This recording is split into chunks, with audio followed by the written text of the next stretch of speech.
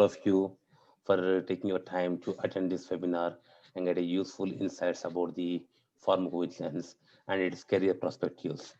Okay, guys. So before starting the session, just I would like to 1 second, please. 1 second. I'll switch off my. I'll share my screen first. Yeah. So this webinar is on pharmacovigilance, a new career avenue for the healthcare professionals, and is presented by Dr. Ravichandra from Syspat Private Limited. Okay, guys. Yeah. Now, so before starting this webinar, I have few important instruction which I request all of you to follow this one to have this webinar in a successful way. Okay. Just request all of you to mute your microphone. If you anyone has any queries to ask me, then then only you can unmute and you can ask the queries. And I request all of you to keep your mobile phone on silent mode, and please don't record this session. Okay. And the questions, if you have any questions, means you can just put down on your chat box. Okay, which is available on the right side of the on your screen.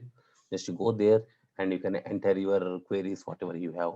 Okay, once the session ends, I will answer all your queries. Okay, thank you, guys.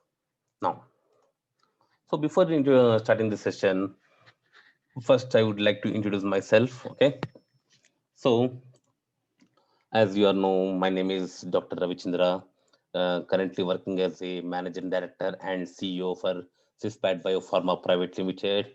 I am a medical graduate by education, and I did my masters I did my masters in pharmaceuticals and healthcare administration.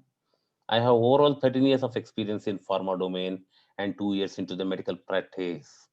My core domains include pharmacovigilance, clinical trial operations, medical writing, etc. Okay, I worked in various companies such as TCS, Bioclinica, Novartis, Indigen, SCL Technologies, um, and Nizam Institute of Medical Sciences as a clinical research coordinator. I trained vast number of professionals in various domains of clinical research across the globe in my career. Okay, now, just I would like to introduce about my firm called Syspat Biopharma. So, Syspat Biopharma provides services, solutions, consulting, and training to the various pharmaceuticals, biotechnology, and medical device industries across the globe. Okay, Syspat Trainings is the training academy of Syspat Biopharma Private Limited, where we provide training to the freshers and experienced healthcare professionals in pharmacovigilance, computer system validation for pharmaceuticals, clinical data management, clinical SaaS, medical writing, and many more. Like that, we have 10 varieties of courses for the healthcare professionals. Okay, that's all about this short introduction of myself. And just we start this session with these topics. Okay, so in this today's webinar, we are going to cover these topics. So I will first introduce what is the clinical research, and then pharmacovigilance, and why should the students opt for this as a career option. And we also see the eligibility who can pursue this who can pursue the career in pharmacovigilance, and the how the pharmacovigilance sector has improved so far in India and abroad, and why India offers growth in pharmacovigilance, and the job perspectives in this particular domain, pay scales in pharmacovigilance, and job responsibilities, placement opportunities, and how one can start their career, and many more about this trainings. Okay, guys? Yeah, thank you. So now we'll come to the actual part now. Before starting the topic called pharmacovigilance, first I would like to talk few things. First, I'd like to tell you a few things about the clinical research, because clinical research is the front end. Okay, the pharmacovigilance, clinical data management, statistical programming, these are all part and parcel of to make this clinical research successful. Okay, so first, who it may be, whichever the technology or whichever the domain you'd like to choose, first and foremost thing, you should know the clinical research methodology. Then only you can understand the other subjects called pharmacovigilance, clinical data management, clinical SAS, and many more as such. Okay. So just I would like to tell a few things about this clinical research, overall picture of the clinical research in a nutshell. Okay. So now, before any pharma company, if they want to launch any drug means, first and foremost thing, what they do is they do a research on animals, what we call them as preclinical trials. Preclinical is nothing but research on a new molecule testing on animals. That is the reason it's called preclinical. Pre means on animals. Okay. Once this preclinical has been done means, then what they do is they take this safety data. One second, there is one query. Yeah, okay. So they take this safety profile of the drug and they apply for the IND application. IND stands for investigational new drug application. Okay, it is just like a testing license. Okay, we want to carry on the clinical research. So for that, kindly give the permission. That is nothing but IND application. Once this IND get approved, then we go ahead with the testing of the new drug on human beings, what we call them as clinical trials. Okay, so this clinical trials is rolled out in 4 phases: phase one, phase two, phase three. There is huge difference between phase one, phase two, phase three. Okay, in the phase one, they have two subgroups called 1A and 1B. Phase two is again divided into two parts called 2A, 2B, and phase three is also divided into 3A, 3B. Once the 3A done means they apply for a application called NDA application. NDA stands for new drug application. When they get this approval of this NDA approval will take 2 to 3 years. Okay, so meantime they will conduct the research on the 3B trials, and once they get this NDA approval means, then they go with the phase 4 trials.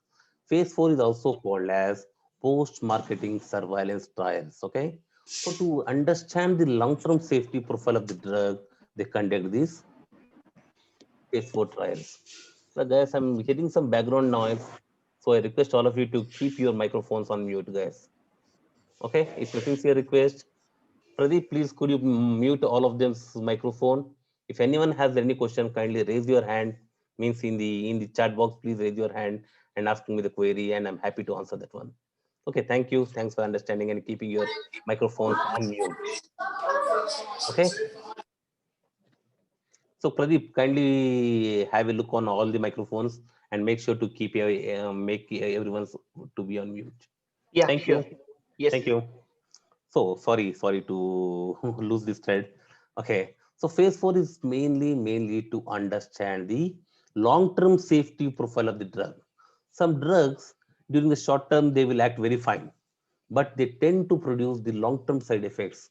To understand the long-term side effects or long-term safety profile of the drug, we have to perform phase 4 trials. Okay, like that continuously we'll be keeping a eye on the drug till the drug exists in the market.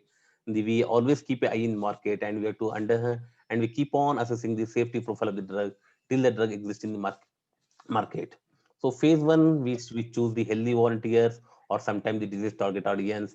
Somewhere the sample size is from 20 to 80 volunteers, and the phase two somewhere 100 to 300, and phase two 100 to 300, and the phase three we choose somewhere 1,000 to 3,000 people we do.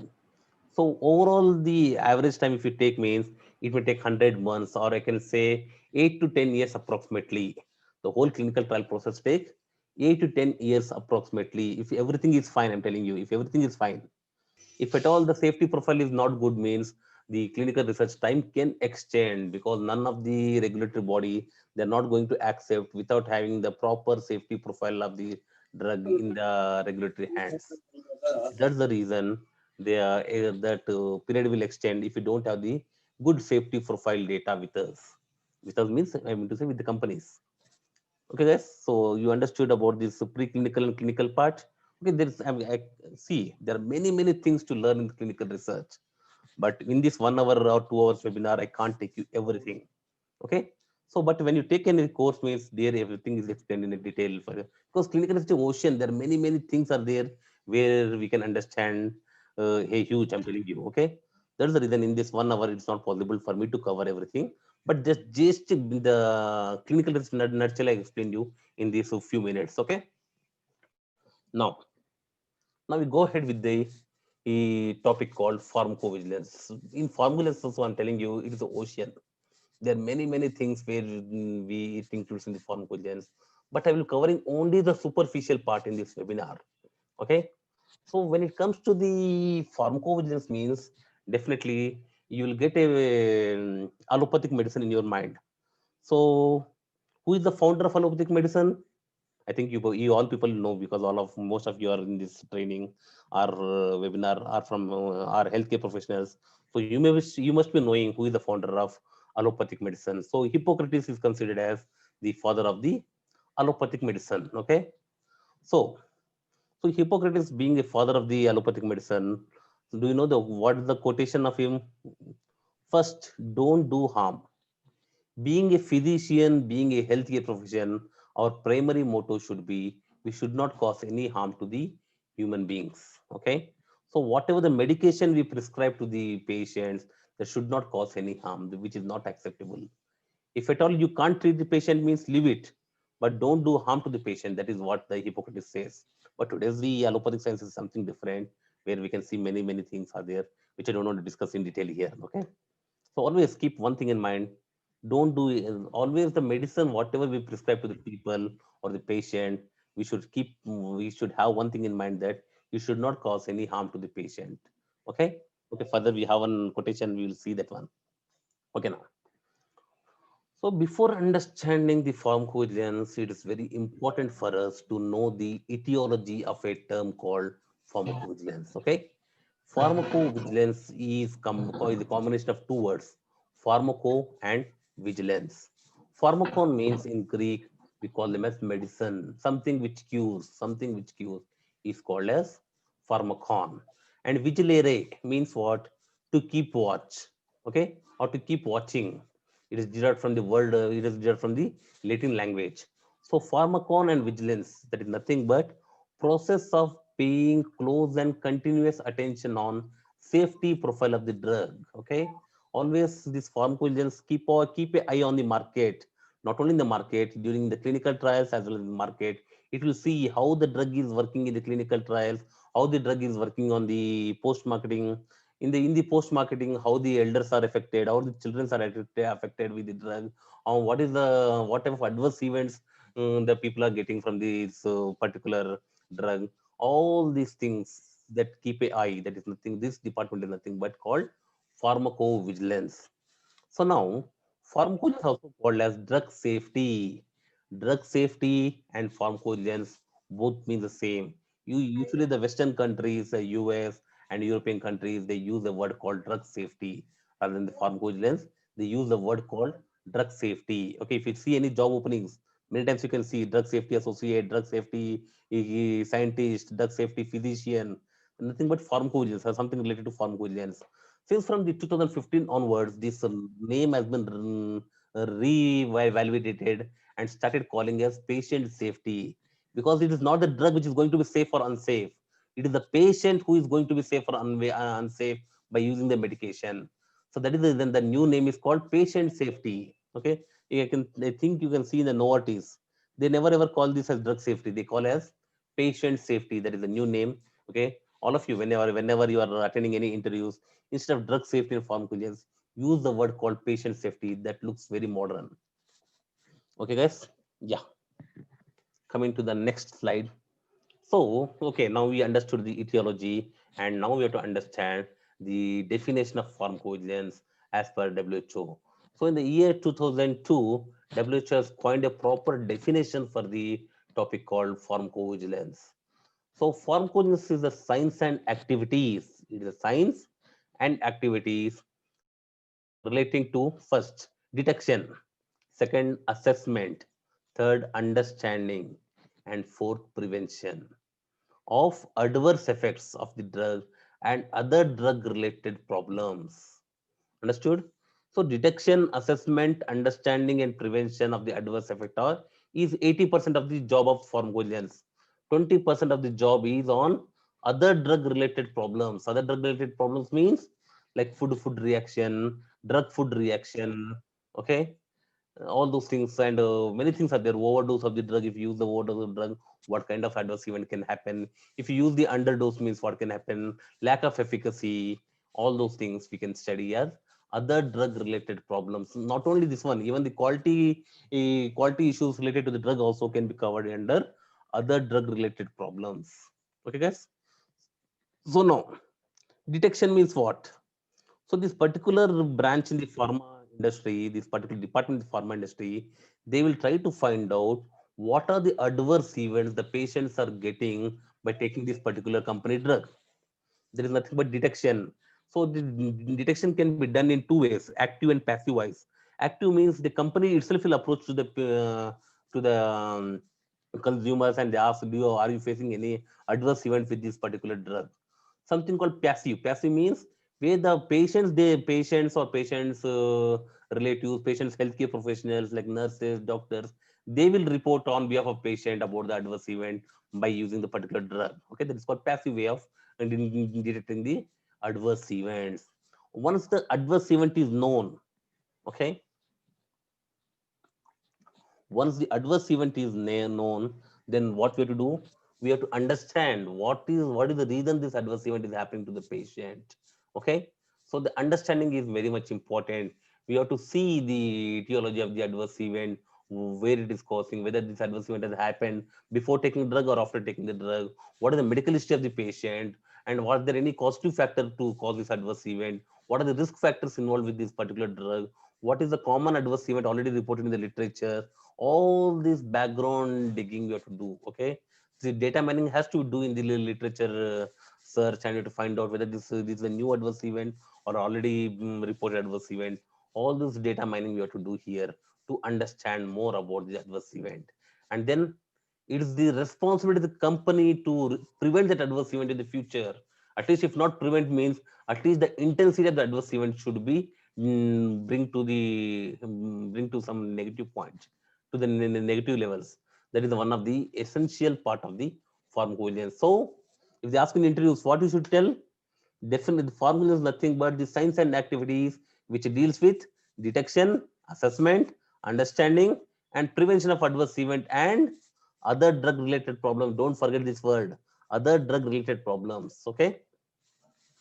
So guys, this pharmacovigilance is not only for the allopathic medicine, it can also be done for the Ayurvedic medicines or herbal medicines, traditional Chinese medications, or the blood products, biologics, medical devices, and vaccine. Nowadays, you can see lot many times you hear in the daily news vaccine, vaccine, vaccine, vaccine pharmacovigilance, openings in the vaccine pharmacovigilance, because this is the major thing now because of this pandemic situation where everyone is expecting the vaccine, and the whole top pharma companies of the world and India, they are behind the vaccine research. When the research happens means definitely they should have the vaccine pharmacovigilance in place. Okay, so for vaccines we have separate guidelines for that one. Okay, which we will see in the detail in the course. Okay, okay guys. Now, what are the aims of pharmacovigilance?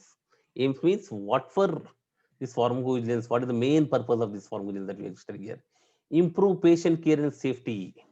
So pharmacovigilance main aim is to improve patient care, because always the drug should give their maximum benefits as much as possible for the maximum indication, one drug for maximum many indication.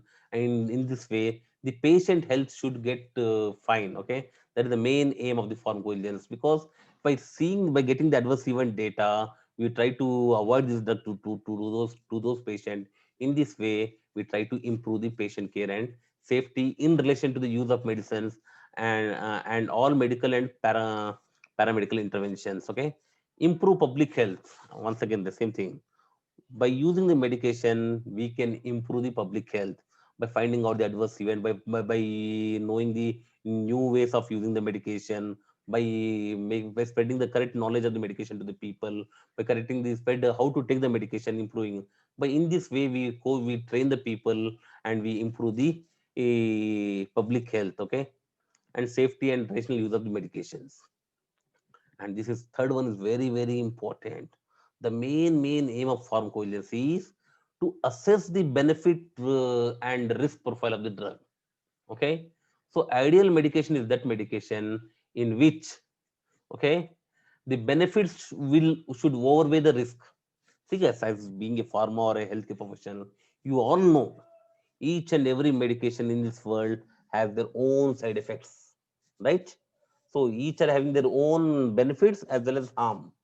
So In the pharmacovigilance, we try to figure out whether the benefit is more or the risk is more.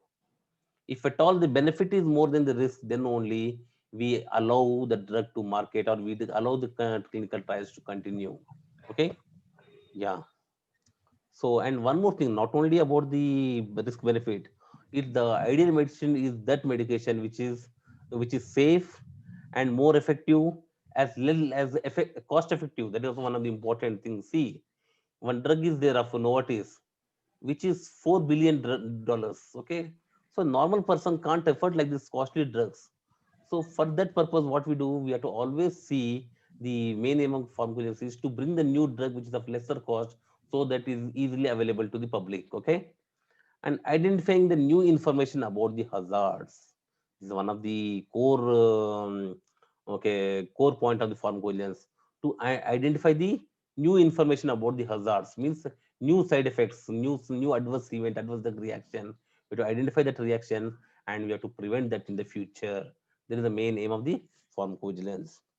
Now, why the public need the pharmacovigilance? Why the pharma companies need pharmacovigilance? See, pharmacovigilance department is a bleeding department for the pharma company, where they have to invest a lot, but nothing they get in the back. But they get one thing in back: the reputation of the company is in the return we can get.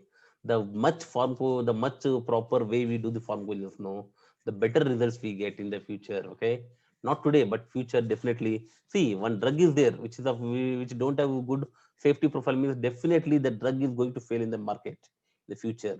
So to build that thing, the pharmacovigilance is very much important. Okay, so we see all the reasons here. Okay, reason one. Okay, reason one is, what is that one? Um, humanitarian concerns. Okay, see here, first what happens means here, whatever the data we get from the clinical trials is of is having many limitations. So limitations in the size, and the limitations in the population, and limitations in the narrow indications, narrow population, and short duration. So because of all these limitations, we can't understand the safety profile of the drug in a proper way. That is the reason we have to perform this pharmacovigilance even during the post-marketing phase also. Okay, guys. And next in the need of pharmacovigilance is ethics. Ethics is always there, I'm telling you. Okay. Ethics means what means, see, if any serious concern with the use of medication, that has to be reported. If you don't report to the concerned authority, means that is unethical. Okay. So whenever is there any serious concern with related to medication, means that has to be reported. That is the reason, to maintain this ethical part, we have to conduct the pharmacovigilance. That is the reason it is mandatory to have each and every pharma company a pharmacovigilance cell in place. Okay, because see, without pharmacovigilance cell, means there's nothing that we are not maintaining the safety profile of the drug. That company can get the warning letters from the US FDA if at all the drug is marketed in US. Very huge concern. That's the reason, whenever any Indian company or any company, if the market in US, means definitely they will have the pharma. Actually, it's mandatory to have in all the pharma companies across the world, but some regulators are poor in making this as a strict rule, and some countries are very strict on these rules and regulations parts. Okay, now, safe use of medications. Okay, medicines are supposed to save the life, right? All of you agree with this one? Medicines are supposed to save the life. So what the Lepican says is, dying from a disease is something unavoidable. See, if we have the some disease, means definitely the person has to die. Okay, if at all you get the treatment proper time, then he will survive. If at all you don't get the treatment on time, means the patient can lose his life. One day, if the person is born, means one or other day the person has to die, which is unavoidable, which is not in the hands of human beings, not in the hands of the God. But dying from the medication is unacceptable, which is totally within our control. Okay, dying from medicine is unacceptable. Okay, so always medicine should improve the patient's life expectancy, not decrease. Okay, so that is the reason we have to understand the safe use of the medications. Okay, and and you can see here the data, whatever they got this data from one of the literature from the UK. So where they tell that 5,700 deaths per year is reported in the UK because of adverse event. So 5,700 people are dying per year because of the adverse drug reactions from the medicines, whatever they use. And in the US, it is the fourth and sixth commonest cause of death. Okay. Okay, first maybe cancer, second maybe heart attack, third maybe diabetes, but the fourth one is related to the adverse drug reactions. If you have a proper pharmacovigilance process in place, means these deaths 5,700 per year in one country called UK, and this can be avoided. It is only the data I'm speaking about UK. All over the world, if you take, means see how much population is there. If you see China and India, how much population is there. That many deaths can be avoided if you have the proper pharmacovigilance process in place in each and every pharma company. And it's not only the pharma company, even the each and every country's regulatory bodies also should take this as a serious note, and they should continue this pharmacovigilance in a proper way and in proper note.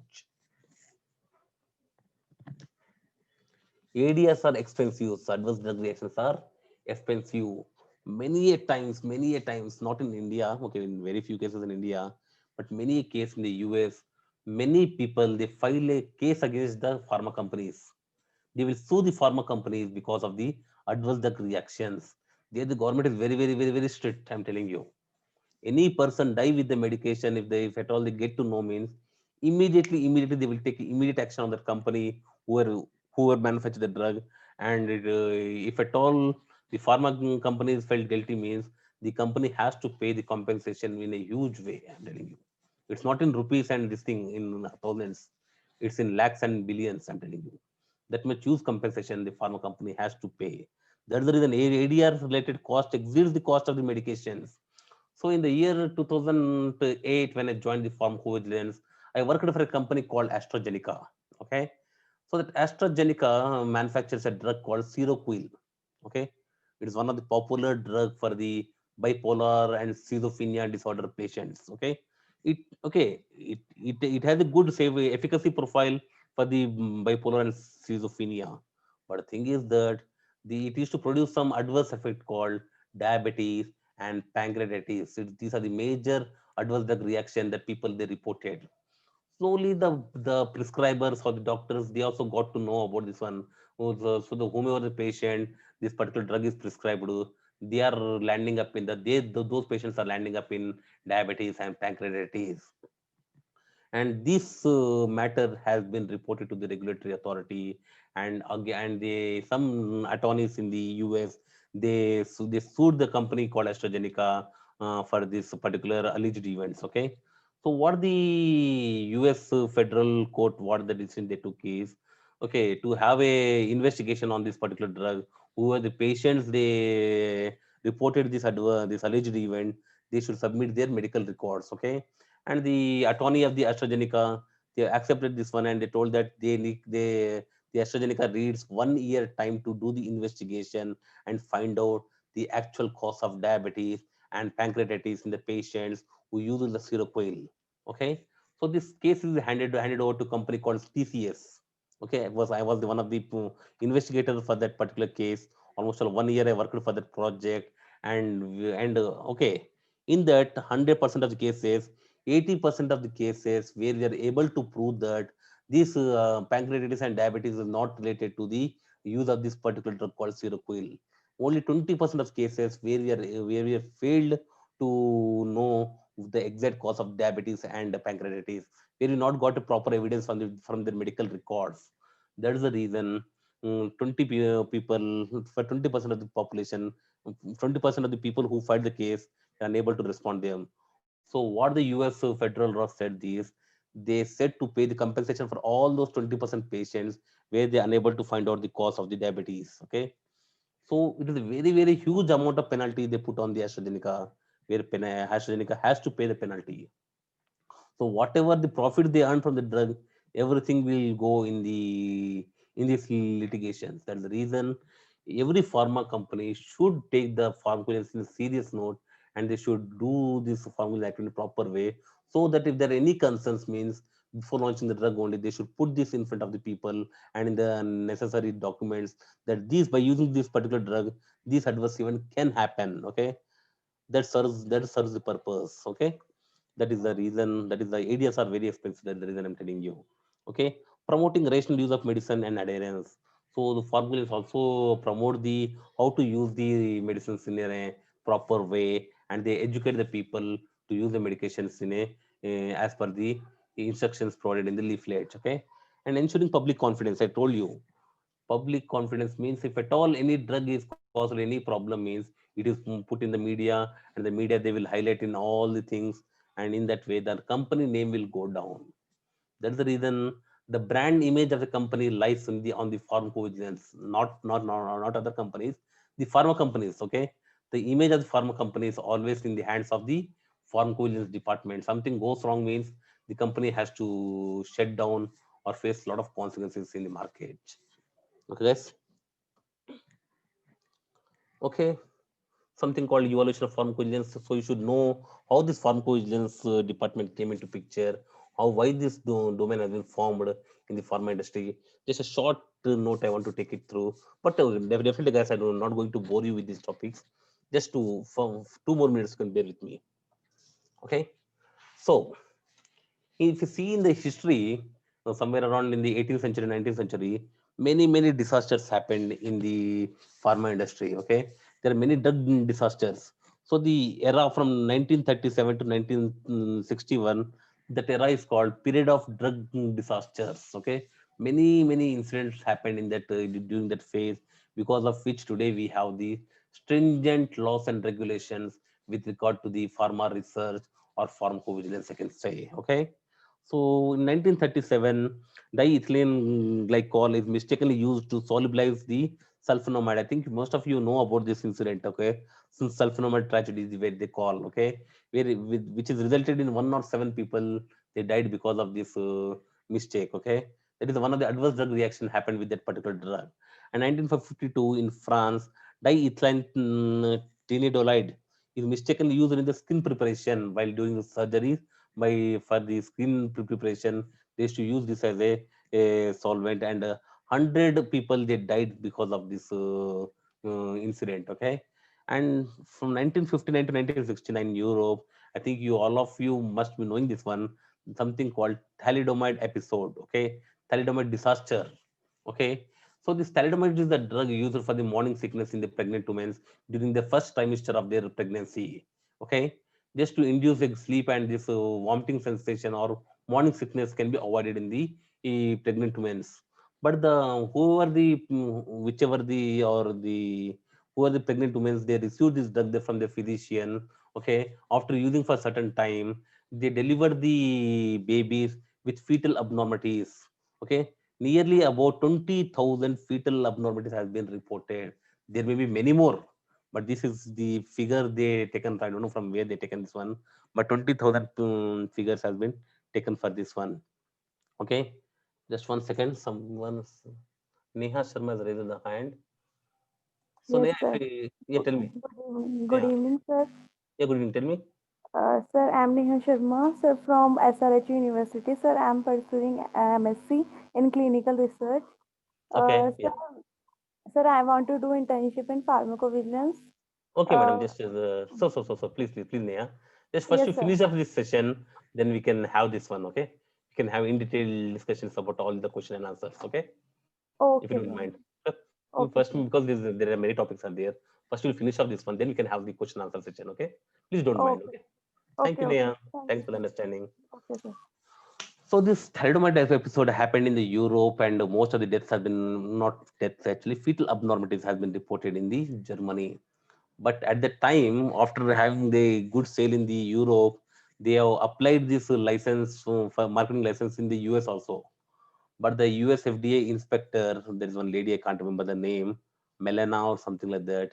Okay, she's the drug inspector at that particular time, and she got this application to market the drug in US. But she's not happy with the data, or what is the safety data of that drug. She requested for some more data to give the approval. But many there is a lot of force from the pharma industries to approve this drug. Many aristocrats are involved in this one, but she is not afraid of all these things. She told no, without having the proper safety profile data, I can't give this, I can't approve the drug in US. Then what they did, went back and they started digging the more data. During that time, the people, they start reporting, the females who have taken the drug, they have started reporting the fetal abnormalities. And if they do a research means, they did a research on this, why these fetal abnormalities are reported many more in Germany, and they got to know that this is the culprit drug called thalidomide. Okay, so see, if at all that lady has given permission to launch the drug means how much loss the human, the human beings used to suffer that one. Okay, there's a loss, there's a huge loss for the human this thing. Okay, that's the reason we have to do a proper pharmacovigilance. If you have proper safety profile of the drug, then only the drug should be launched into the market. Okay, that is the reason pharmacovigilance is very, very important to collect this data, to analyze this data, and report it to the public. Okay, because of all this stringent, all this episode, the crucial episodes that resulted in the, from all this, the results of the drug discoveries lead to various rules and regulations, and the reporting, adverse event reporting system has taken place in many countries. So in the 1962, the US revised a law requiring the to prove the safety and efficacy before issuing the marketing authorization. So after this thalidomide episode, the world came to know that we should have proper safety profile. Then only we should give the permission to launch the drug into market. And 1963, British Committee on the Safety of the Drug Monitoring in 1964, okay, started the yellow card system to report the adverse event. Okay, and the ADS system they have started by using yellow cards. Okay, if any patient they got adverse event means they can fill this yellow card form and they can submit to the British regulatory authority. And 1964 to 65, many companies, many European countries, and the other countries of the world like UK, Australia, New Zealand, Canada, West Germany, and Sweden, they start having the adverse drug reaction reporting system in place in their regulatory bodies. And 1978 is a major step. Okay, where the WHO has made their headquarter, they moved the headquarter from Geneva to Uppsala. In Uppsala, they started the International Drug Monitoring Center or International Pharmacovigilance Center to know the adverse drug reactions all over the world. They maintained a database called Vigibase, where they maintain the adverse drug reaction with related to the all medicines marketed in the world. Okay, this is one of the major steps has taken place. So this WHO has also created a body called ICH, International Conference of Harmonization of Good Clinical Practice, and also they made something called SIOMS Group, Central for International Medicine Sciences. So the SIOMS Group, ICH Group, and this International Drug Monitoring Center, all they contribute to make this pharmacovigilance a successful domain. Okay. Now, okay, just only one more slide. Just bear with me, then we can enter into your actual topic. Why it is necessary to choose as a career option? Those things I will tell you. Because see, without understanding, without knowing adverse drug reaction and adverse event, it is the formula is incomplete. I can say it's totally incomplete. So we have to know this nomenclature. Adverse drug reaction means what? A response to the medicine which is nauseous and unintended, which occurs at any dose, and which does have the causal relationship with the drug. If any adverse event has been identified by the use of any drug means, if at all that is, if you have some causal relationship between the drug and the, if there is any reason relationship between the drug and the event means, we call them as adverse drug reaction. If at all there is no relationship between the drug and the adverse event, then we call them, if we don't know or is not reported means, we call them as adverse event. If at all we are very sure that there is some causal relationship between the drug and the event means, we call them as adverse drug reaction. If at all there is no relationship or we don't know or not reported means, we call them as adverse event. Because see guys, attending this seminar is not a big thing, I'm telling you. It should be at least 5% to 10% useful for you to attend the interviews. That is the main intention of arranging this webinar and spending my time over here. Okay, so that see, if you're investing your 2 hours of time means there should be some good results out of it. That's the reason. Okay guys. Okay, now unexpected adverse drug reaction. Unexpected means unknown adverse drug reaction with any drug. That is very much important. A adverse event, the nature and severity which is not consistent with the domestic labeling and marketing authorization expected from the characteristic of the drug. See, you can see each and every medicine box, they have one leaflet which tells about the adverse reactions reported so far. If any adverse event reaction which is not mentioned in that leaflet, in that labeling document, so those type of reactions are called unexpected adverse drug reaction. This is very very much important for the company to track this one and report to the ethics committee as well as to the regulatory authorities. Okay guys, and something you have to understand: serious adverse drug event or reaction. Serious means what? Something which is serious. Okay, any drug, okay, after any drug if the patient consumes and they falls in this any of the category, the patient dies, or if at all the patient land up in a life threatening condition, or the patient land up in hospitalization, or patient land up in having the disabilities or incapabilities, or or the patient land up in having the birth defects and congenital abnormalities to the newborn people and medically significant, if at all any of the category, if the adverse event falls, means that is called serious adverse reaction or event. If at all this does not fall in this category, means that the adverse event is called as what? Non-serious adverse event. Yes. Okay, we learn more about this, and there is a lot of classifications are there. This is one of the basic classification I'm telling you. Okay, I'm telling you, formulas is ocean. There are many many things that are there. So guys, there are many slides which I don't want to cover and make you bore. When you take any course, means I think you will come across all those things. So many things are there which I don't want to take. But without the main purpose of seminar is to educate you people why why this career is one of the important thing for you. It is a golden career, I can say. Okay. So now that we will see here from this slide onwards. Now the interest start from here. Why should the students or the professional, why should the healthcare professional choose pharmacovigilance as a career option? Reason one: career stability. Okay, stability. Sorry, career stability means what? Pharmacovigilance has a great career option for the life science and pharma graduates. Okay, why? Why that becomes the question? Because see, whatever the researches happen, whatever it may be, okay, but pharma company will never be in the recession. You see here in the during the pandemic, many IT companies, many manufacturing companies, many automobile companies, they are in recession. But have you heard about recession in the pharma industry? No, never. So why I'm telling you is, whenever there is a pandemic, means the pharma companies that will go up. Actually, still I'm telling you, the revenues will go double and triple. That is the reason there is never ever any recession in the pharma industry. If the pharma industry is existing, means definitely the pharmacovigilance also will be there. Now, nowadays, do you know the most of the research is going on which type of drugs or which medicines? A lot of research is going on vaccines. That is the major thing now. Everyone wants vaccine in this world now to avoid from to prevent from the corona. Okay, so many companies are doing the vaccine pharmacovigilance to understand the safety profile of the drug. Okay, so that is the reason the career stability is always there, and always we require lot number of people to do these activities. It's not a one man job. Pharmacovigilance is not a one man job or a one small teamwork. It is a huge big team. Some pharma companies, they have 300 to 400 people associates in the pharmacovigilance department, if that all the drugs are in a widespread market. Okay, faster career growth as compared to the other professionals. Okay, as of now the industry is lacking of professionals. Many of the pharma companies, they're lacking the pharmacovigilance professional. Okay, with having a good knowledge of pharmacovigilance. Okay, they are search of candidates with possessing the required knowledge.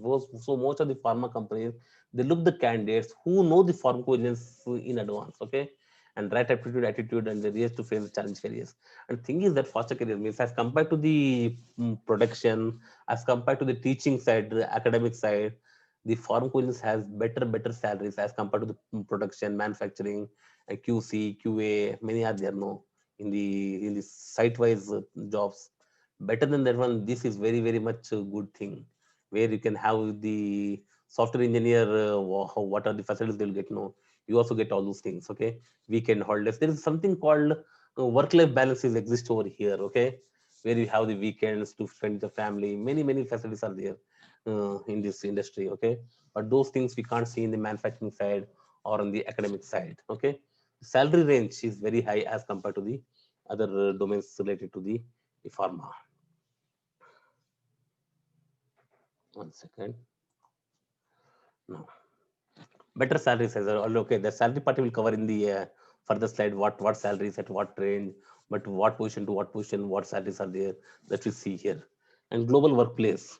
Okay, global workplace. Why means this pharmacovigilance is spread all over the world. All over the world, we have the pharma industries. So each and every pharma countries they have this pharmacovigilance, and all follow the same guidelines. Something called ICH guidelines they follow, and country specific regulatory guidelines also they will follow to perform the pharmacovigilance activities. So that is the global workplace opportunities. Wherever you go, there are pharma industries, and there we have the openings in pharmacovigilance. Okay, and it is a universal. The pharmacovigilance what we do in India is same as what we do in US. Okay, there is no change based on the countries. So India perform one type of pharmacovigilance, the US perform one type of pharmacovigilance is not like that. It is a unique. Okay, so once we learn means that is applicable for all countries. Only thing is that some countries they expect to have the local language, to know the local language for better reporting system. Otherwise, it's not required. It is very easy for the Indians to move any part of the English speaking countries and start their career. Okay,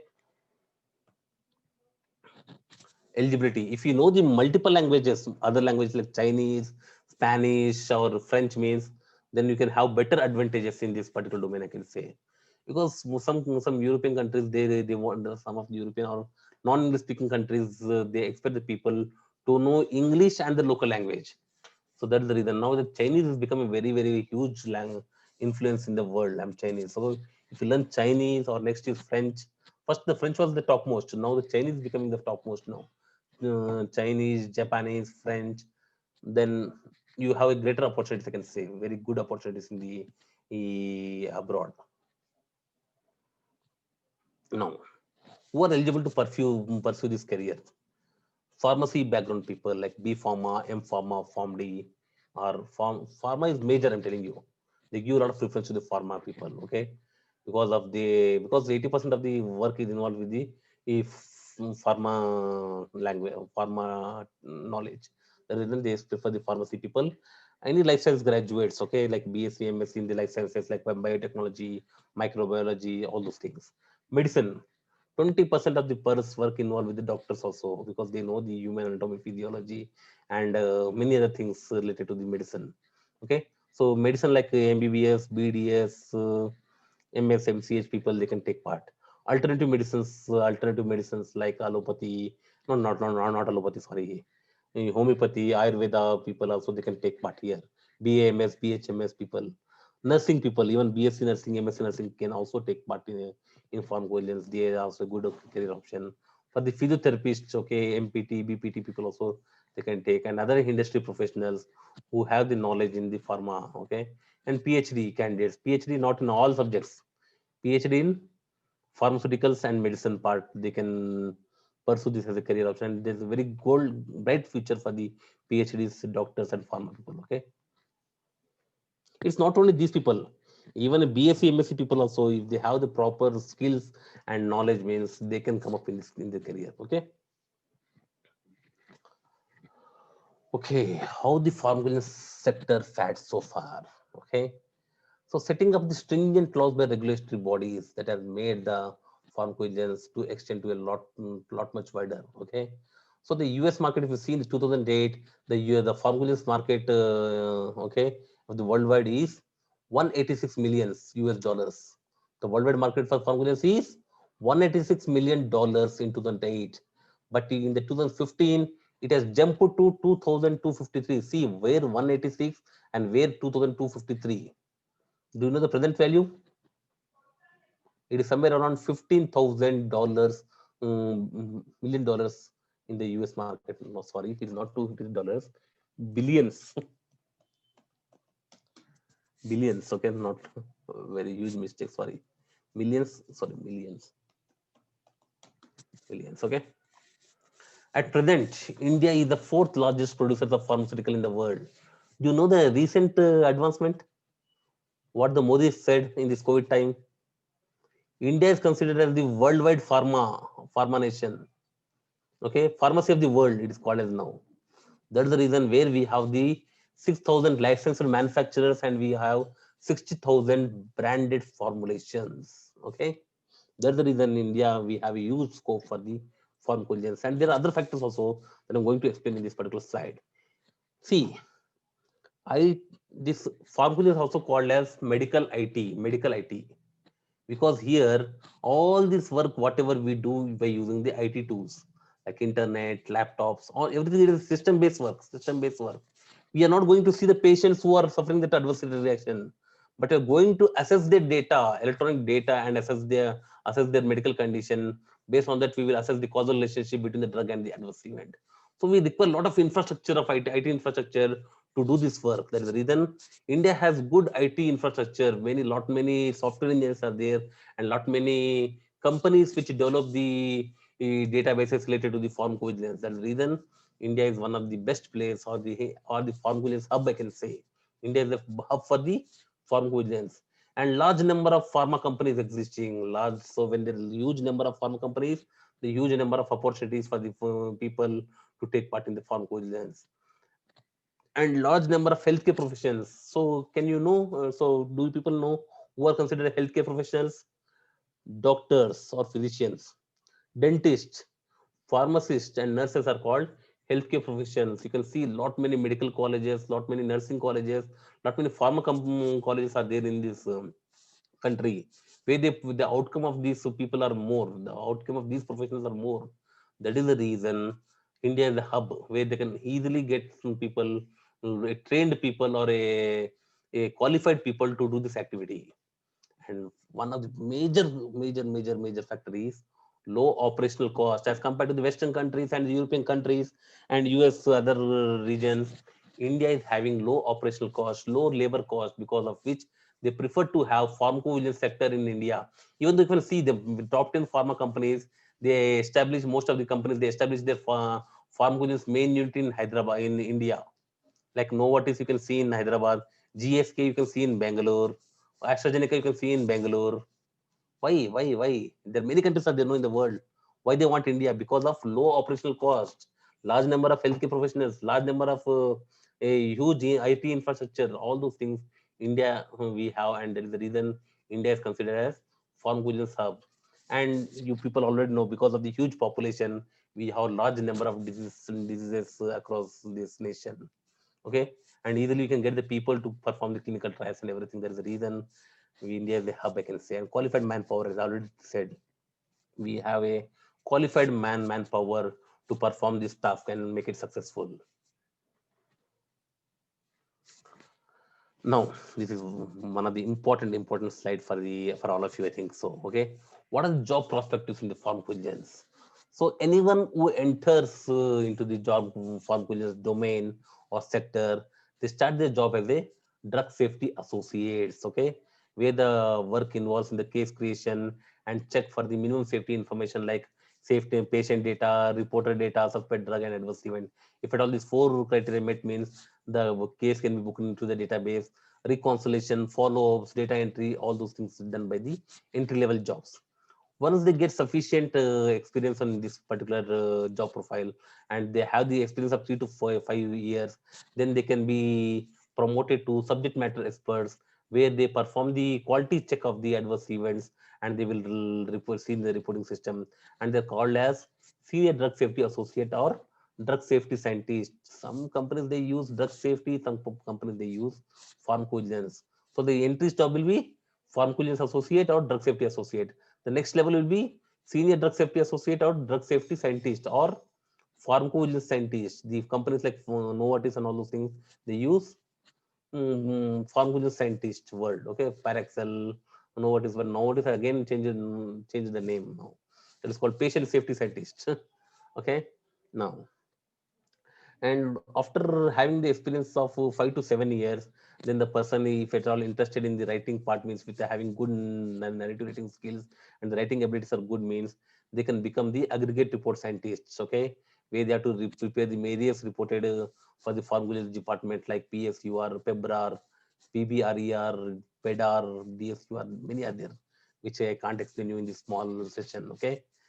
And the overall, they get the experience of 7 to 10 years means they can reach up to the associate manager or senior manager levels. Okay. And more than that. And if at all they cross 10 years means they can go up to the position of director, associate director, or vice president level. Okay, that all you can see one note here, note down one note I mentioned. These position titles etc varies from organization to organization. These are not constant one. Every company has their own nomenclature for their positions and everything. But these are the general I'm saying you this one. Okay, don't take it granted. This is important thing for all of you. I think you are waiting for this slide. No, okay, I know that. Okay, so the normal average small to small company also I have seen they pay somewhere around 15,000 to 25,000 per month pay scale for the when you join as a drug safety associate. Then later when you promoted to drug safety scientist or pharmaceutical scientist, your pay scale will go from 25 to 50,000 within 2 to 3 years of the time scale. And when you become aggregate report scientist, somewhere around you earn from 50 to 60 or sometimes 1 lakh also. It all depends on your company and your ability to grow, I can say. And if the associate manager they will get up to 1 lakh per month, something like that. And above that also they will get. Okay. And if you go to director and the vice president level means more than 10 to 15 lakhs we can have the, sorry, 1 lakh to 2 to 3 lakhs per month. I'm saying that much package you can get from this one. Okay. Okay, placement perspectives in the formulations. 70 per plus organizations are present in India. Because we see that one major companies are there in India. Okay, 1 second. There is someone new people they joined right now. And if you enter, okay, you have the placement opportunities in these have sectors. You can get a job in pharmaceutical companies. You can get a job in biotech industries. You can get in IT specialist formulation centers, contract with organization, and the medical colleges where they work on the pharmacovigilance. 1 second. I'll show you this. See, pharmaceutical companies means like Novartis, GSK, AstraZeneca, Pfizer, Johnson and Johnson, Novo Nordisk, etc. Clinical research organization. This particular organization they take a contract from the pharma industry and they do this pharmacovigilance activities. Just examples are IQVIA, Paraxel, PPD, Cymogen, IMED Global. There are many more as such. KPOs like Accenture, TCS. These are all IT company basically. But okay, but all these IT companies are now started with the pharmacovigilance, Infosys, HCL Technologies. So I myself worked in TCS, HCL Technologies. Okay, and regulatory agency like you can also get an opportunity to work in regulatory agencies or regulatory authorities like USFDA, EMA, MHRA, CDSCO, etc. And now right now there are openings in CDSCO for the pharmacovigilance. If you want, you can see in their portal. Okay, and pharmacologists in medical colleges where like AIMS, NIMS and KIMS colleges, where they have the pharmacovigilance centers in place to report the regional pharmacovigilance activities, where they conduct the regional pharmacovigilance activities. Something called PVPI, Pharmacovigilance of India. There you can read all about the pharmacovigilance, how it is done in India, what is the structure of Indian pharmacovigilance. That will get to know, where I can't explain in this particular topic, okay, in this webinar. But keep attending the further webinars. I may be taking out those topics also if possible. Okay. So how can one start their career in pharmacovigilance? That is the important question. When and how to start? A student should start their career in pharmacovigilance. During the regular studies, when you are in the final year, when you are in third year of your the B Pharma, M Pharma, Pharm D, or whatever the BMS, MBBS, whatever it may be, you must gather the information on the current trends in the pharma industry, current trends in pharmacovigilance, and what are the companies involved in this one. That knowledge you have to keep on acquiring by attending some conferences, webinar, workshops, which are available at free of cost, or something if you had something that paid one also. Just try to attend those webinar or conferences and try to get the knowledge about this one. I tell you my own example. Before that I was not aware when I joined in 2007 in the clinical trials. I was not that much aware about the pharmacovigilance and everything. Okay, so the I was working in NIMS hospital in Hyderabad in Nizam Institute of Medical Sciences as a clinical research coordinator. When I was working there is one company, okay, a Hyderabad based company called Macrocare. They conducted a webinar or a workshop in pharmacovigilance where I met Dr. Khalid Saifuddin. Okay, so he is the person who explained about the pharmacovigilance and everything. That is the turning point for me. I'm telling you, in my life, that one webinar or seminar or workshop that has turned my life. After attending that conference, I got the interest. I got the interest about the pharmacovigilance. Something I thought it is related to my science. Instead of working in hospitals, I thought, okay, why can't I jump into this career where I can contribute a lot in this field? And this is the interesting field. I felt like that. Then I start venturing out. Then I attended the first interview in TCS in Mumbai. Okay, in that interview, I got some knowledge about that conference, about the causality assessment and everything. The same thing in that interview, they asked me only one question: what do you know about pharmacovigilance? Then non-stop for half an hour, I explained that what I heard in that webinar. So guys, I'm telling you, taking part in webinar and joining these webinars will not serve the purpose.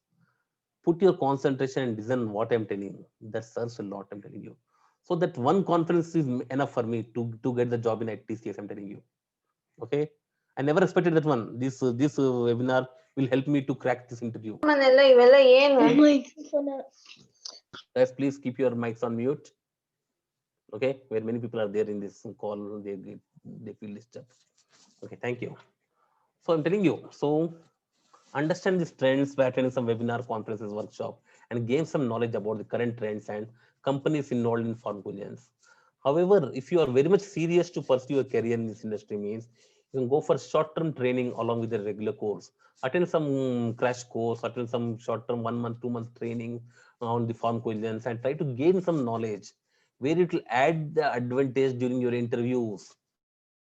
I'm telling you guys, without any preparation, without knowing knowledge of, without any from understanding or without any knowledge of pharmacovigilance, if you attend any interviews, means it is not being, you're not going to get a job. I'm telling you, unsuccessful, because like that, a pharma pass out, a B farm pass out, M farm, there are hundreds of people are there. Why should they choose you only? That becomes the question now. Okay, to answer this question, you should have some knowledge on the pharmacovigilance, some training you have to get, and you have to know more about the pharmacovigilance. Okay, I think for the PharmD, there's this subject is included in the syllabus. I think so. So if you get some from that, means well and good. Otherwise, still, if you don't have that knowledge, means you can join some course and gain some knowledge, then attend the interviews, then you will be successful. I'm telling you. See, guys, I'm telling you, without hard work, nothing you're going to achieve in this world. Hard work is there. Even though you feel that I'm a PharmD, I'm a pharma, I learned many things. Nothing. Till I survived and I sustained for 13 years in the pharmacovigilance industry. Still, I say that I don't know even 5% of pharmacovigilance. I can say that one. Because there is an ocean, I'm telling you, there are many things are there to learn in this one, where one person can't learn everything. Okay, guys? So don't see that I'm a PharmD graduate, I'm a MBBS graduate, I'm a MD graduate, I know everything. Never feel like that. Okay? Because I have taken hundreds of interviews in my career for the PharmD, B Farm, M Farm people and MBBS people. If I see the skill set, then only I will hire them. Otherwise, I don't hire. Okay? Because see, I want to save my company resources. Instead of taking the people who don't have training, again provide the training for 3 months, waste my money and time over there, and then make him to work their job that don't serve the purpose. The people already they know the subject. I will hire them and I will immediately train them within a short time, and I will try to see the placements. Okay, in that way I'll get the work done. Okay, now something I would like to introduce about the CISPAT trainings. Okay, so CISPAT trainings is the training academy for CISPAT Biopharma Private Limited. Okay, so already told you, CISPAT is a leading quality-focused global CRO with a focus on delivering cost-effective, technology-driven services, products, and trainings to the global and Indian pharmaceutical, biotechnology, and medical device companies. We provide customized and comprehensive deliverables using innovative and unique approach as per the customer requirements. Okay, so we provide both the offline and online trainings, on-site trainings, and we also provide the corporate trainings. Any pharma industries, if they want to have this training also, we can come over there and we can give the trainings. And we will be issuing a certificate from CISPAT Biopharma that you completed the course, and the training material also be sent in the soft copies to your emails, and the duration will be of 45 days. And why you choose this path? That is the main question. We train near about 5,000 professionals across the globe. We have 30 plus trainers across the globe. Okay, okay, all parts of the world we have the trainers.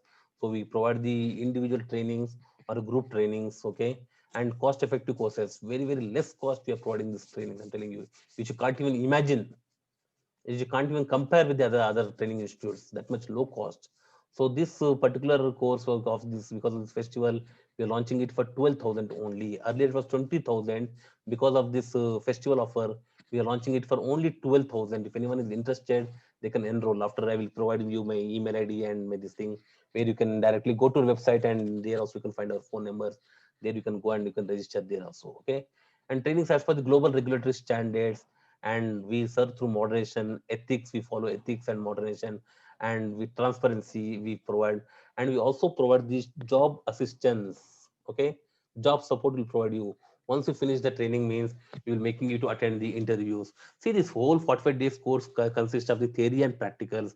In theory, we will be teaching you all the concepts related to the functions. 1 second, I will show you the topics what we teach here. 1 second.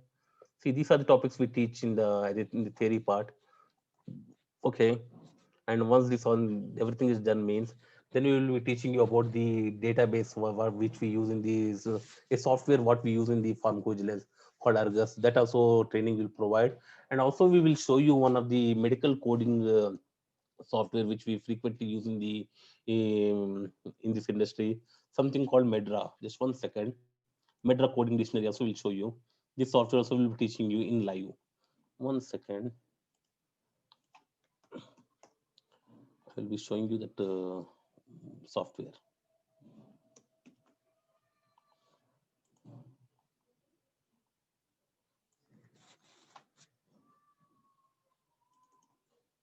One second, it is taking some time to open. Yeah, see, this is the what is the Medra software, which is used for the medical coding and everything. Okay, so this software training also will be providing you in live. Okay, so this is called medical coding. I will show you. There are many things are there which I can't show you at this particular point of time. Okay, this tool also will be showing you in this one. Okay, and so these are the training outcomes where we get the good understanding of the principles of the clinical research and pharmacovigilance, and basic concepts related to pharmacovigilance, and the history perspective and guidelines related to the pharmacovigilance, and how to end-to-end knowledge about the individual case safety reports. Means I mean to say adverse event reports, which includes case booking, triage, case processing, medical coding, narrative writing, quality review, medical review, etc. And the practical hands-on knowledge on Medra, WHO dictionary, and COSAT dictionary, and how to write the various aggregate reports also will be teaching you in short in this particular course. Okay. Okay. And after completion of successful completion of training, we provide the placement assistance, and we make your CVs, so resume. You prepare a resume, and with the help of placement cell, we try to recommend you some companies wherever we are in contact, and in this way. And we are having the mock interviews also we conduct, so that the interview anxiety and the interview fear should go out of your mind. Okay, that's all. Okay, and that's all about me. And you can see my profile. I worked for these companies and have almost all 13 years of knowledge in pharmacovigilance, where I will be teaching the pharmacovigilance in this particular training institute. Okay, because teaching is my passion. That's the reason I continue this profession, even though being a CEO, handling many works, but I also spare some of my time in teaching the people who are in need, who are in verge of learning this concept called pharmacovigilance. So, guys, now the end from my end. Now it is a time for question and answers. Okay. Anyone has any questions, please unmute your mic one by one and please ask me the questions. Okay, start, guys. I can see two people they have made in chat box the questions. Mm, who is Akash Chauhan from Mumbai? So can you please let me know what is your question query? You're working as a medical coder, I got to know. Yeah. Guys, please open up your this thing, okay? If something in your Hello, mind, will kindly put forward. Yeah, please. Who is this? this is Sumia from Australia. Yeah, Sumia, tell me. My question is, what exact computer skills or IT skills are required while working smoothly. I'm Yes. needed to work smoothly Okay. in pharmacovigilance industry. I'm not working at the moment in pharmacovigilance industry, Great. but Okay. I'm working in a pathology. Pathology. Great. Great. Yeah. Yes. So see here. First and foremost thing, what we want to learn from this IT is we have to have good knowledge on MS Office. MS Office means Okay. know the MS suite where we have the Microsoft. Microsoft Word, Microsoft Excel, Microsoft PowerPoint presentation.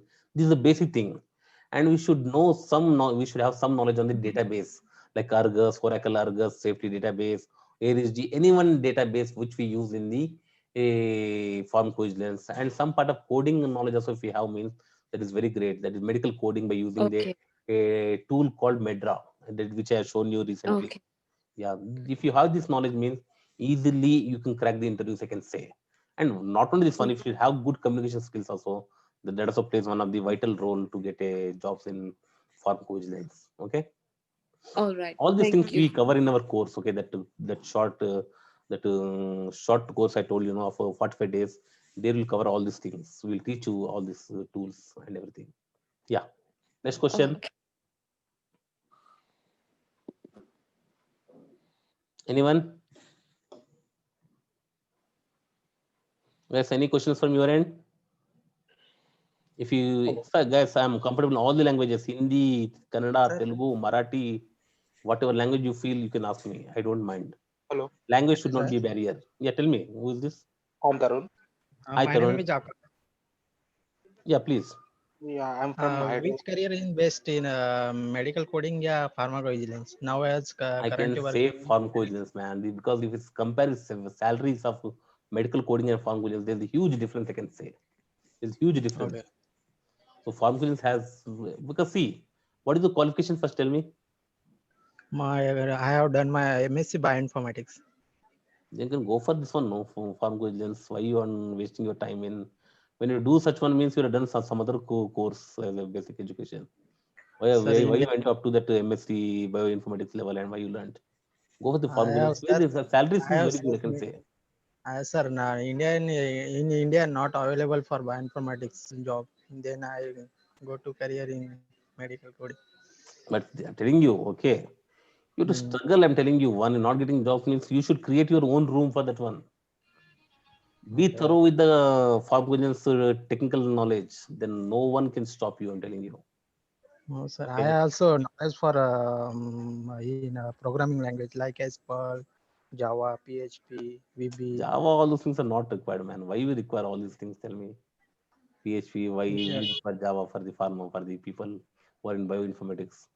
That is the reason you not get a proper guidance or instructions. Someone is doing Java means you also do Java. Someone is doing testing means you go for Sir, testing. This is serve the this Java purpose. is this Java is IT Java is different, sir. Is biological Java is different. Like as here na biological database. Whatever it may be, man, but what we require, tell me. See, instead of you, if any IT person from Java background will come, they give preference to them, not to you. First, I'm telling you. Okay. Hmm. So see the growth also. It is not only getting the job, also how to excel in that particular job, how to excel in the particular domain. That also matters a lot. Job Hmm. anyone will get after doing a proper knowledge. After getting proper knowledge, anyone will get a job.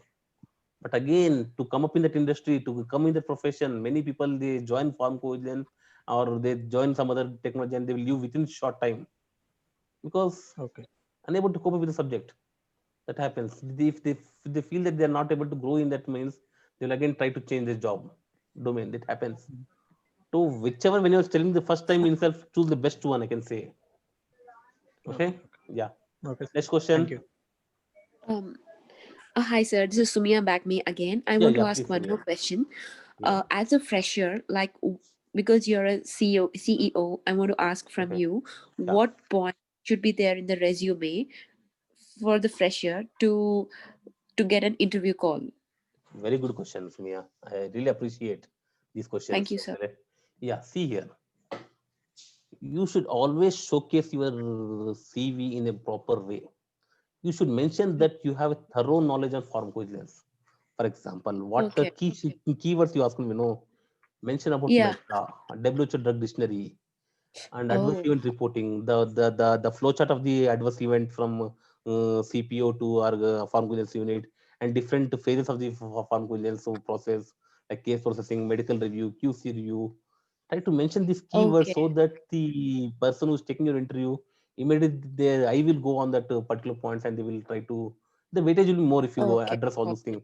And if you mention that Argus means, definitely the weightage will be more for you, I can say, because similar database all they Mhm. use in the companies. If the Okay. affordable companies, they go for Argus. If it's not affordable, they go for similar database, similar, not a different database, Okay. similar database like ARSG, all those things. So these skills plays a major role. All Okay, right. so there should be some difference between you and the other people who don't have this certification course. So try to mention All that right. and show that you have done a certification course from some training institute. You have some knowledge. Show them that you have some knowledge. Yep. No need to start my training from the zero. You start from the 80% onwards. Like that you can say. Okay. They see some of the Oh, interviews are very open. They'll ask you, why should we hire you? There are many people standing in the yes. queue. Why should they hire you? Then you say, I know Medra, I know WHO dictionary. I can show you. I can enter a case in front of you and show you, like that you can say. Definitely they will Okay. get impressed. Always try All to right. prove that you are something extra than others. To prove that in front of All me right. in terms Okay. of knowledge, I'm going to say here. And communication All plays a right. major role that you already have with what from the intra Exactly right. Yep. what are the I'm From the speaking past literally I got to experience, know. from the. Yes, yes, yes. Oh, okay. All right. See, I have taken hundreds of interviews in my career. In my 13 years of career, I was being a manager, director levels. I've taken many interviews. Okay. Mm-hmm. I don't see their what diploma, what great colleges they came from, what great family background they came from. I used to Okay. see, based on my questions, I've asked them all relevant to the pharmacovigilance, what I used to ask. If at all All they're right. able to answer that one means I used to hire them. I never used to see their Okay. background, what degree they did, M pharma, B pharma, nothing. Only Okay. pure I used to ask the relevant questions. And if at all they are able to answer those questions, means I should consider them. Okay. Some people Okay. they used to say that I have the 5 years of pharmacovigilance experience. Even though they are freshers, Oh. they come up and say they keep some fake experience and say that I have this so and so experience. Please hire me. Okay.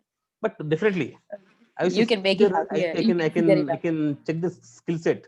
If at all that person has knowledge of 4 to 5 years means, even though I used to close my eyes and I used Yep. to take them, because I need the skills, not the Okay. person, not the whatever is there. Some people maybe Oh. because of the some personal problems they're unable to get a job, but that is not the barrier, I can say. Still there are opportunities if you have proper knowledge, proper All that right. you domain knowledge is important, and I don't want the other knowledge. Domain knowledge Okay. means pharmacovigilance The skills, subject. Yeah. subject Okay. skills, exactly. Okay. Okay. Okay. Sir, can we highlight the points in the resume? Like if it is a biotech company, so we are writing related to biotech things in the not resume. not If it's a related to vaccine, biotech. What you can do is, IQVIA, for okay, example, okay, IQA. it's a vaccine company. We write It's more about not a vaccine. vaccine company. IQ is not a vaccine company. It is a IQVIA. CRO. But CRO. oh IQVA is yeah. a CRO. Actually, it is based on Yes, Bangalore, yes, you're right. but they Yeah. have the branches all over the world. Okay. See Yeah, here. that's right. Mention about the Medra. Mention about the Okay. Argus. Mention about the WHO drug dictionary. Mention about the workflow in the pharmacovigilance. You are working in so and so workflow. You have the good enough sufficient knowledge on this workflow. Okay. All those things if you mention, and not only writing on the resume, you should know in depth about that one. If they ask something, okay, you written your CV that you are well versed with the Medra. Then they will ask Okay. what are the hierarchy of the Medra. If at all this is a medical term given to you, how you are going to code, all those things. So not only Okay. writing the resume, whatever you write in the resume, you should know in depth about that one. Otherwise, don't write that one. I'm telling you. Others Okay. don't mention only. If you mention means you are yourself putting your hands Uh, in the tigers or any cruel animals mouth. I'm telling you. Okay, the chances that okay. they can bite you. So don't put Oh, actually. If you put means you should know how to take it back if something goes wrong. Okay, that all much right. skills Okay. you should have. Okay, yeah. Okay. Any more Thank you, questions, sir. guys? Thank you. Welcome. Hello, Yeah, tell me. I'm Tarun. I'm from Hi, Tarun. computer science background. Can I do a course?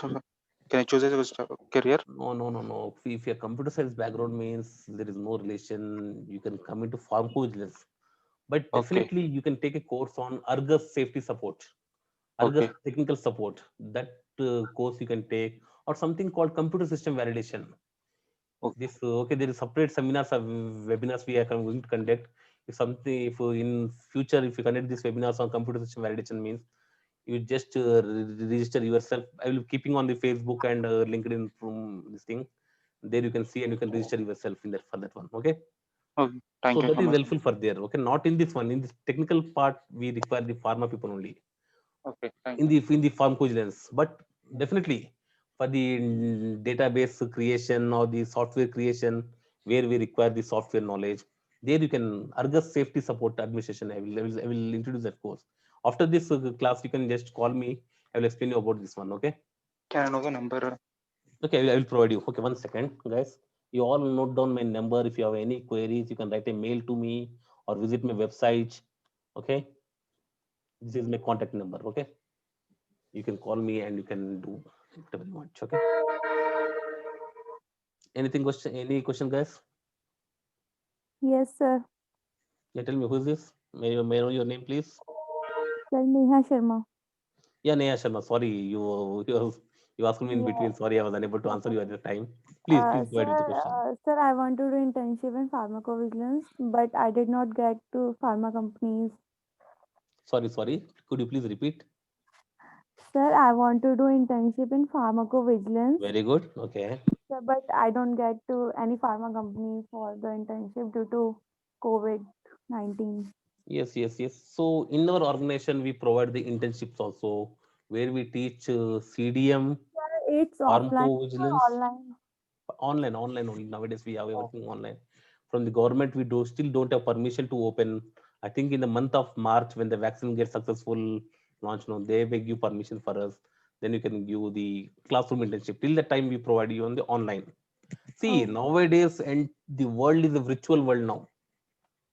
Even the class one, class two students, they're attending the online classes. Why not you? okay. Okay, and understood my concept. Even the people from the remote areas, remote villages, they're attending the online classes and they're learning these things. Why can't you, being a graduate people? Okay, so everything virtual world, I can say everything we can learn. Only thing is that we should have that zeal to learn. Okay, if you have that Oh, zeal to learn and zeal to get success in your life, means everything you can do. Don't think about offline, online, everything. You should get the knowledge. That's all. You will get. That's all. If you have that zeal in your mind. Yeah. okay, sir. Someone is asking question in the chat box. Number, please. Okay. Okay. You got my number. You can also see the same number on the screen also. Okay. Akash Chawan. This is my number. Okay. Anything else, guys?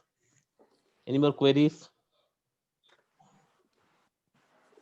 No queries. Hello, Okay, sir. guys. Yeah. Tell me who is this? My name, please. Tate. Pooja Tate. Yeah, Pooja. That is. Tell me. Yeah, Tell me, sir. Pooja. How can I help you? I have completed MSc in biotechnology, Very and good. then Yeah. and then I worked as a clinical research coordinator for 6 months. But In which hospital? Jahangir Hospital, Pune. Jangir Hospital, Pune. Yeah, Jangir. I know that one. Yeah. Tell me. Yeah, yeah.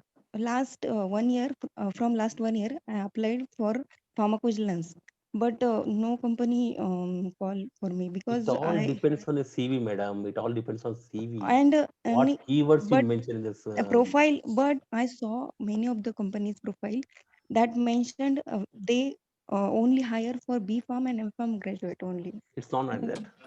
See, guys, I worked for a company called Novartis. I have worked there 5 years. There are many BSc, MSc graduates who are into pharmacovigilance. Yeah, but I saw many of the companies profile Some companies don't say many companies. Some companies they keep this rule. okay. Okay, So and already you have the knowledge of clinical trials. No, oh that yes, definitely add advantage to you if you learn pharmacovigilance to get a job. I okay, can say. Okay. okay. I'm Thank you. telling you, world is not small. Not one or two companies are there. The world is very big. Okay. Okay, where you can Yeah. venture out a lot. I'm telling you. Only thing I'm telling you that interest and the zeal should be there. Don't get disappointed if you lost one interview. World is Okay. very big. I'm telling you guys, whenever I lose any interview, no, I used to do a party with my friends. Mm-hmm. That is something I learned from that interview. That is how my what do you say, my energy levels will go up if I fail in interviews. I will think in this way. All depends on the positive attitude or positive way of thinking, and don't fall prey under the others' words. Okay, your friends are most culprit people. I'm telling you, Okay. most of things there times they try to discourage you, and they will not be successful in their life, but they don't want others also to be successful in their career. Okay, the many Okay. incidents I faced in my lifetime that I'm telling you. One small example I'll give Okay. you. When I was working in Novatives, I got a good package in one of the company called Hetero Company. One of my friend, I told about my friend about this one. Hey, I got an opportunity at Hetero, very good package they're paying me. When I said him that they're paying a good package for me means, okay, he told, hey, you are a very foolish fellow man. Why you are leaving such a great company called Novartis and why you want to join Indian pharma company called Hetero? You're doing a bullshit job. Everything he Hmm. told me. Keeping his words in mind, and next day I said, sorry, I can't join this company. Do you know? Next day itself, that person has attended interview for the position. Okay. Oh. Wow. Okay, and one other my friend who was also there in that interview panel, he called me and told, see, Ravichandra, you lost that offer. From your company, one more person we have selected. When you told no, we interviewed one more person by name so and so. He got selected now. The same Wow. person who told me. So don't always trust anyone. I'm telling you. In the for the especially for the jobs, you have to have your clear vision in your mind and go for that one. And don't tell any friends that I'm attending interview there. I'm taking a course over here. All those things. Attend.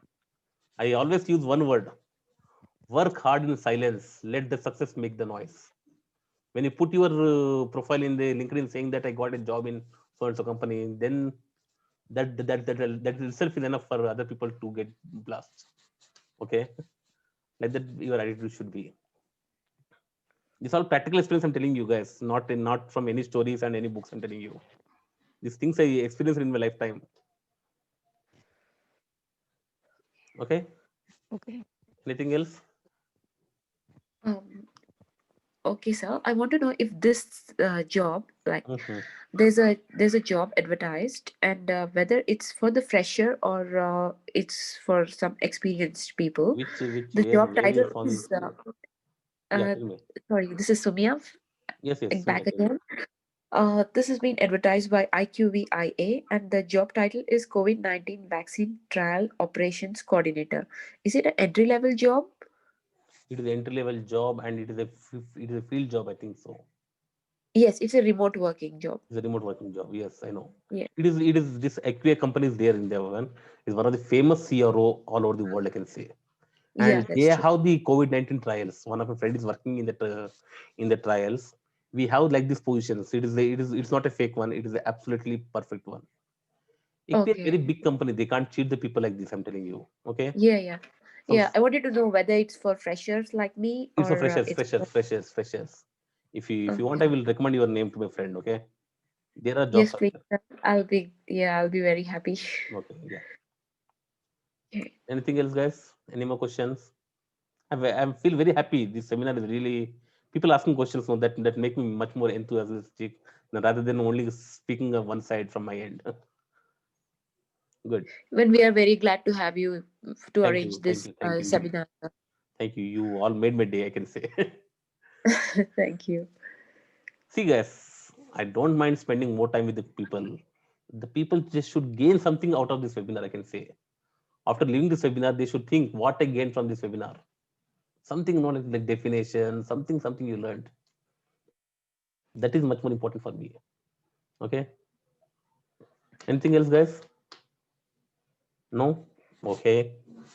Okay, guys. Thank you, all of you, very much for attending this webinar and making it a success. I feel that something it might have helped you. Okay, I am not unable to provide you the 100% information on all the topics, but something which I can give in these 2 hours I have delivered to you. In future, also, I will keep on conducting like these webinars for the people's encouragement and people's to show them the right path for their careers. Okay. If Okay. interested, you can attend these Um, future seminars also. The next seminar I will be conducting somewhere around the next month. Okay, where I am bringing one of the industry professional by name Anand. Okay, he'll be taking the next session. He's one of the very interesting speaker. Okay, Okay. So what is it based on, sir? same The same topic? pharmacovigilance. Okay. And we CISPAT conduct many webinars related to the pharma industry. Now it is pharmacovigilance. Tomorrow we conduct a webinar on clinical data management, medical writing, like that. We keep on Okay. conducting the webinars every week. We conduct. Okay, Okay. but Definitely will follow not it only on. me. Various speakers from the industries I will bring in this platform, and you'll see. Just keep on watching my LinkedIn profile and like that, and so that we'll get to know the whenever I post any a post related to the webinars. Okay. Okay. And this is This my one I LinkedIn. saw it on. You can just you see this is Ravichandra Kotakonda. You can just type in the LinkedIn. You can get my profile. Just like my CISPAT Private Limited page, so that if anything is there, means you'll get to know. Okay. All right. Okay. Okay. See, my network is somewhere around 18,000 people are there in my network. All the pharma professionals only. All of pharma professionals across the world. Okay. So if you also correct, you can send me the request. I will accept that one. If anything I post, means you'll get to know about my programs. Okay. So are you on Facebook, sir? Yes, I'm also available on the Facebook. Okay. There also, Okay. there also CISPAT Private Limited. You can see my page, and anything is there. You can take it up. Okay. Okay. Facebook also can see Dr. Ravichandra Kotakonda. Same name. Okay. Or otherwise, you can also follow the CISPAT trainings. Also, you can follow Instagram. Also, we are available at anywhere. Okay. Like that in our CISPAT page, we keep on posting if something is there. And these are these people they got placed from my training institute. My name Gyaneshwari and Shweta. There are many people who got placements from our training institutes. Every month, at least 10 people they will get placed from my training institute. So all these success stories also we keep on posting, so that the people they see and they should get some encouragement out of it. If these people they got job, means why can't I? That should be a question. Okay. So keeping that in mind and see how you people will contribute to this pharmacovigilance. Okay. Okay, yes. Have a nice day. Have a nice weekend. If any questions Sir, are there, means always reach out to me. Yeah, tell me who is this? Sir Ramya. Yeah, Ramya, tell me. Sir, when you'll start the course? Yeah, we are actually planned to start from tomorrow onwards. Actually, 11th. That's the reason today I've taken a webinar. But tomorrow definitely we will start whatever the people have. But the only thing is that per batch only 5 people. If you want to register, you can register for that one by paying the minimum amount of 2,000 rupees. You can pay and you can start the thing. Okay, 2,000 is the registration fee. You can pay, and that registration fee will be reoccurred in the 12,000 total fees. Okay. Sir, in online? Yes, everything in online. Okay. After completing course, then what about placement, sir? In online? Placement assistance, I already told you, we provide the placement assistance. Okay. We, with our recommendations, we will send you the various companies, wherever the openings are there, we will send you, and there you have to attend the interviews, and you have to be at that one. And this is recently we completed this seminar by name Kalpesh Wagle. He is one of the worldwide famous trainer for the computer system validation. So we finished recently that day for yesterday only. Is one of the excellent trainer in the computer system validation for pharmaceuticals. Okay, sir. Okay, sir. Okay. Anything else? Sir, good evening, sir. This is Yeah, good Hamza. evening. Yeah, Hamza, tell me. Yeah, Sir, please. what's the course duration, sir? What's the course duration? It is a 45 days course. Okay. Sir, Where I it didn't will get 45 days course from Monday to Friday. you. Okay, sir. Thank you, sir. Okay, Monday to Friday, 45 days course. And anything. See, these are the And what will be people. the timing, sir? Timings we have morning batch and evening batch. For morning 8 to 9 o'clock we have, and evening 8 to 9 one more batch we have in the evenings. And these are the people who got placed in the iSafety, IQVIA, Bangalore, many more I can say. Okay. So earlier this organization is called Skill Drive Solutions. Now it has changed the name to CISPAT Trainings. Okay. Okay. And she also the student who trained for me in the pharmacovigilance, and she got placed in the IQVIA Bangalore. Okay. Okay, guys, thank you for attending this seminar and making it a grand success. Okay, I expect you in the further seminar also if you want to grow your knowledge in this pharma domain. Okay, thank you. Have a great day. Thank you, sir. Welcome. Bye bye. Bye, sir. Bye bye.